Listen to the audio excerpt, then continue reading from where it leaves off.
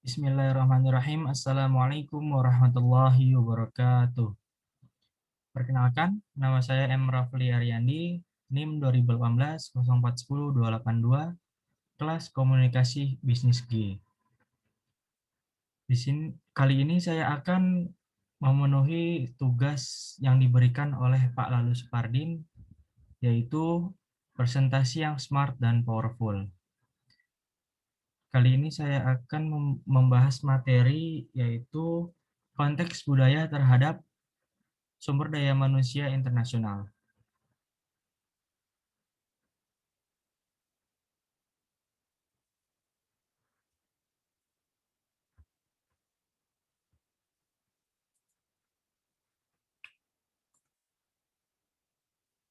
Definisi budaya. Menurut Clockhorn dan Kroeber, budaya terdiri dari cara berpikir, merasakan, dan bereaksi yang berpola terutama diperoleh dan ditransmisikan oleh simbol yang merupakan pencapaian kelompok manusia, termasuk wujudnya dalam bentuk artefak. Selanjutnya, menurut Hansen dan 4 unsur pokok budaya, yaitu yang pertama, standarisasi komunikasi, yang kedua, standarisasi pemikiran, yang ketiga, standarisasi perasaan, dan yang terakhir, yang keempat, standarisasi perilaku. Menurut Shane, ada 3 tingkatan budaya, yaitu yang pertama, artefak, digambarkan sebagai struktur dan proses organisasi yang terlihat. Selanjutnya, yang kedua, nilai-nilai perusahaan atau masyarakat. Hal ini ditemukan dari tingkat kesadaran yang ada.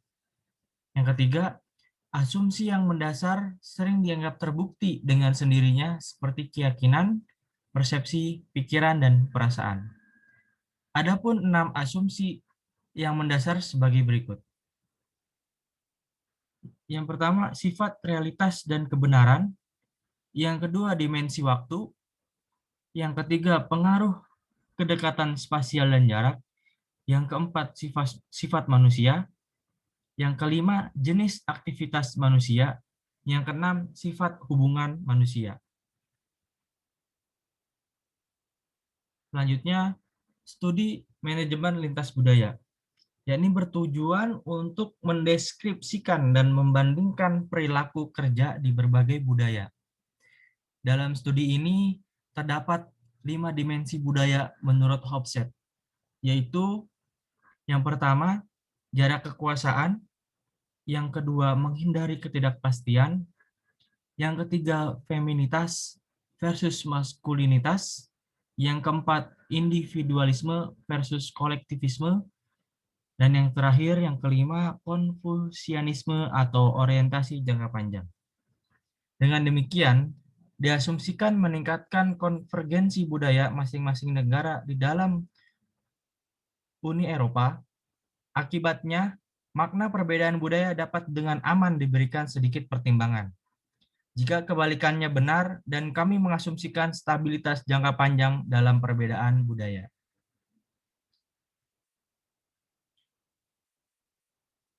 Selanjutnya, poin-poin dari budaya jangka panjang dan budaya jangka pendek. Poin dalam budaya jangka panjang ada 7 poin. Ada 7 poin dalam budaya jangka panjang. Yang pertama, daya tahan yang luar biasa, ketekunan dalam mengejar tujuan, posisi peringkat berdasarkan status. Yang ketiga, adaptasi tradisi dengan kondisi modern. Yang keempat, menghormati kewajiban sosial dan status dengan batas tertentu. Yang kelima, tingkat tabungan tinggi dan aktivitas investasi tinggi. Yang keenam, kesiapan untuk menundukkan diri pada suatu tujuan. Yang terakhir, yang ketujuh, perasaan malu. Selanjutnya, poin-poin dari budaya jangka pendek. Yang pertama, berterus terang dan stabilitas pribadi. Yang kedua, menghindari kehilangan muka. Yang ketiga, menghormati kewajiban sosial dan status tanpa pertimbangan biaya. Yang keempat, tingkat tabungan rendah dan aktivitas investasi rendah. Yang kelima, harapan untung cepat. Yang keenam, menghormati tradisi. Dan yang terakhir, yang ketujuh, salam, hadiah, dan kesopanan berdasarkan timbal balik. Oke, selanjutnya, dampak dari konteks budaya pada praktek SDM. Praktek SDM-nya yaitu yang pertama, rekrutmen dan seleksi.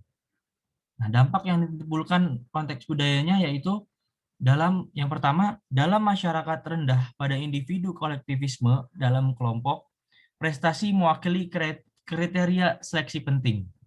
Yang kedua, dalam masyarakat yang tinggi pada kolektivisme dalam kelompok, ditekankan dalam proses perekrutan lebih pada keterampilan yang berhubungan dengan tim daripada kompetensi individu. Selanjutnya, pelatihan dan pengembangan.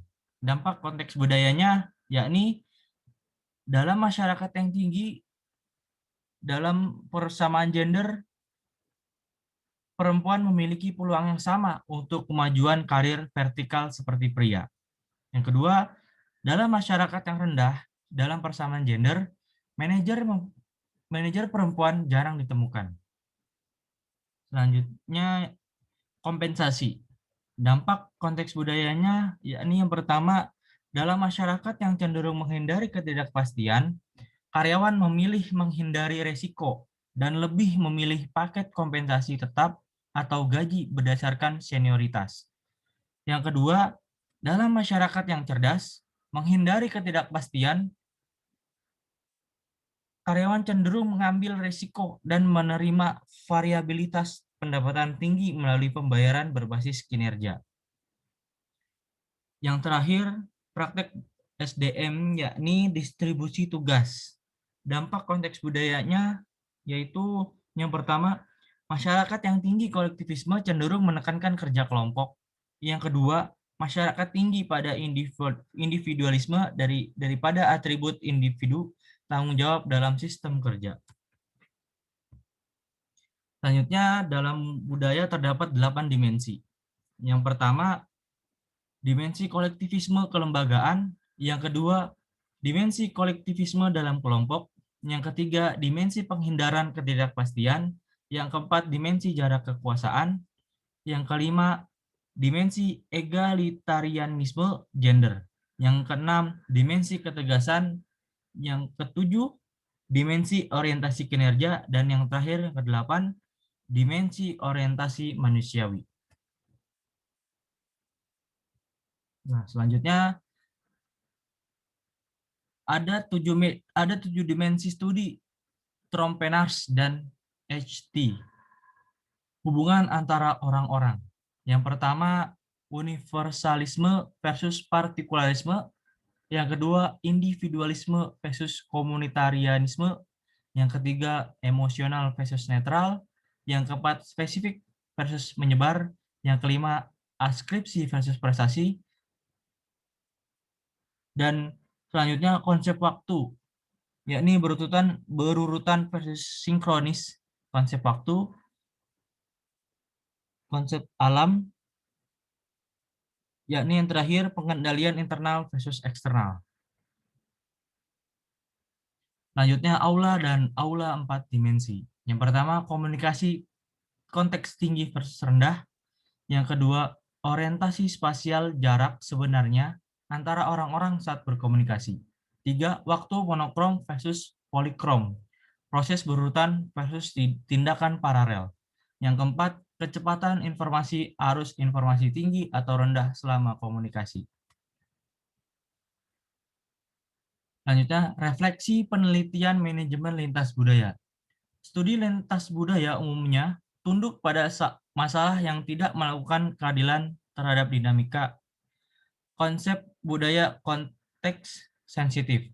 Namun, interaksi antar budaya mengandung momentum mereka sendiri dan aspek-aspek baru menjadi lebih menonjol yang tidak dapat dijelaskan dengan dimensi budaya yang ada.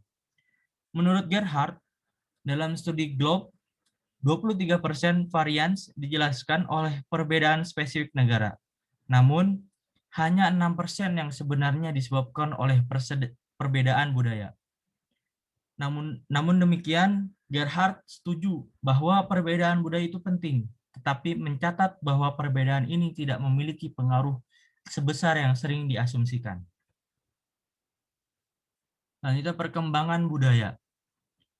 Budaya dapat mengalami perubahan dari waktu ke waktu. Pembahasan ini erat kaitannya dengan masalah kemiripan organisasi dan praktek manajemen, dikarenakan meningkatnya keterkaitan internasional dan koordinasi ekonomi global atau masih menunjukkan karakteristik budaya tertentu. Misalnya, yang pertama, konvergensi budaya antara negara-negara Eropa sering diperhitungkan, mengingat perkembangan Uni Eropa. Yang ketiga, penyelarasan hukum. Dan yang terakhir, peraturan yang menyertai. Cukup sekian yang bisa saya sampaikan. Kurang lebihnya mohon maaf jika ada yang salah, itu datangnya dari diri saya sendiri. Dan jika ada yang benar, itu hanya datangnya dari Allah Subhanahu wa taala. Billahi fisabil haq, fastabiqul khairat. Wassalamualaikum warahmatullahi wabarakatuh.